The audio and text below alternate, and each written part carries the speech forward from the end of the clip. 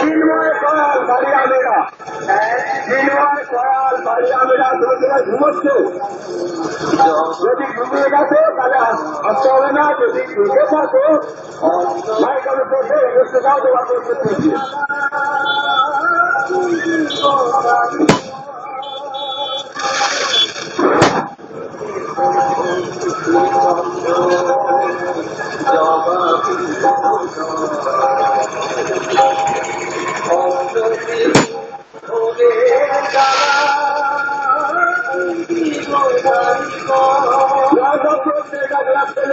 আমাদের মা মন্দিরে আলোচনার পথে যত শীঘ্র সম্ভব